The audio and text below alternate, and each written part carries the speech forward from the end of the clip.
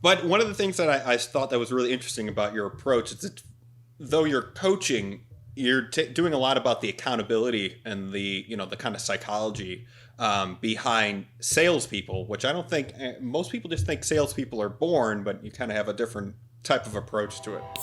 Yeah, and actually, I haven't had somebody ask it the way that you just did, Frank. So thank you for that question.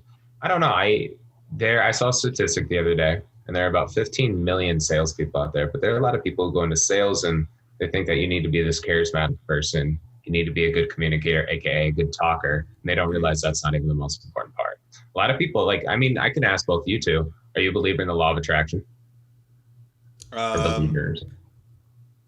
I would say that I do believe that like positivity is a better way to put out there, because I mean, just like, basically like if you're positive, like if you look positive, more people will be willing to talk to you than if you look like no one wants to talk to that guy, but everybody kind of wants to talk to the guy who's smiling all the time, say, hey, sure. It's nice to see you. It's like, so like, the hell you, yeah, good time. I'm having a good time. No one wants to talk to that guy. But the crazy part about that, have you guys not ran into salespeople that are like that? Yeah, right. Yeah, I mean, absolutely. It's ridiculous at a surface level. And sorry, Frank, I didn't let you answer. So I'll let you answer and then I'll continue on. So what about you in regard to the law of attraction? Yeah, see, I like that. I let Jack go first so you knew what you were talking about. I was like the law of attraction, I did love at first sight. Is that what you're talking about? I did watch that. I did watch that secret thing, and I feel like feel like people who take that at like surface level of like truth, I think that's a dangerous precedent to set for those people. But if you understand kind of what it's saying in terms of a less like, ooh, I think, therefore I am. If you say, hey, if you act positive, more people are willing to act positive around you, and that will open doors for you. So it's like it's like with any other rule. It's like if you're like, yes, you attract what you put out is what you get back is true, right. But it's not to the point. It's like, if I look at this $1 million ticket every day, I will get $1 million sent to me by my dead aunt. It's like, no, okay. But if you are positive, I feel like more people are willing to be positive back towards you. And I think that's just human decency or humanity. I don't know. Well, that, especially at a networking event or something like that, I think if you're taking more of that practical approach, then yes, absolutely. You have to make it practical. And I've run into those people at networking events too that are over, just don't look approachable, and I tend to try to approach them anyways, because I feel like I've been in that situation before. But yes, in short, yes, the law of attraction, and now that I know what it is, yes, I definitely agree to the extent that it's practical. And before we get back to that main point, what you were saying, Jack, there are a lot of people who are very motivated and not driven. That's even a conversation in and of itself.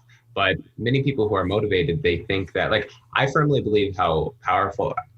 Let me step back. I firmly believe that our thoughts are very powerful, but you have to put in action as well. A lot of people, they want to go put the quotes on Instagram. I even did that for a period of time. I was a lot more motivated. I wasn't very driven. And I was like, why am I not getting results?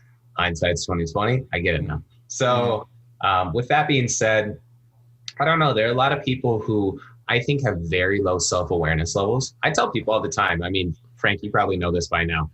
I'm not naturally gifted. I'm not super intelligent, but I'm very hardworking. I'm very passionate. I'm super self-aware.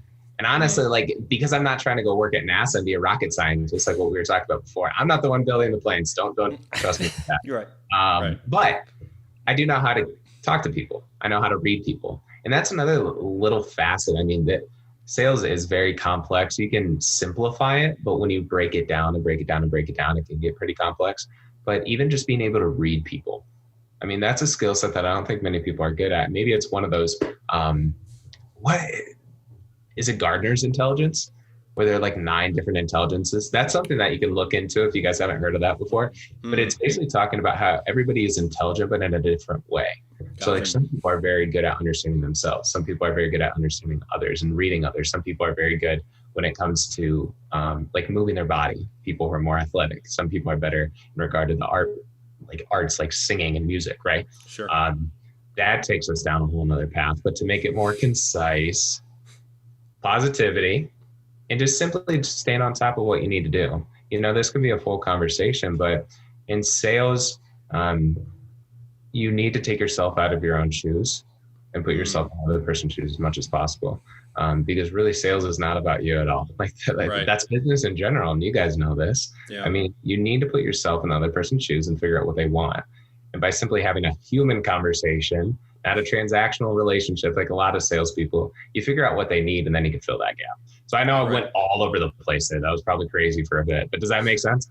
Yeah. Yeah. No, absolutely. I think there's a lot of missing self-awareness, but I like what you're saying too about salespeople. It is about what what you have to do something for somebody else, right? And I know that Jack and I have fallen into this trap on the video side of stuff because we have we believe that we know what these companies need, right? But that's not what they're looking for. And that gap right there is never going to be solved no matter how many conversations you have, so long as you stay entrenched on your side. Mm-hmm. And you go no, we're going to do this. And they go well, that's not really what I want. And when we go, well, that's what you need.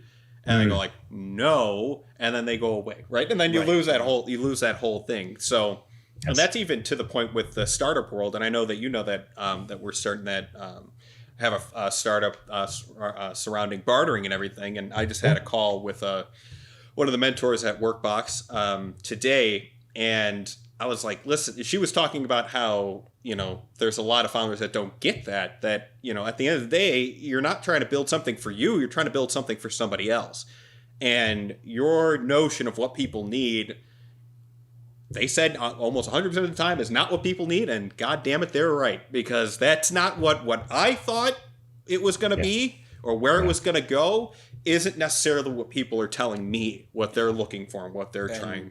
And that also translates into the creative world where, we're working on scripts and stuff and people are saying one thing and you're like, this is what the story should be. But it's well, that's not what the producer wants it to be. So it's and then at a certain point, do you want it to be...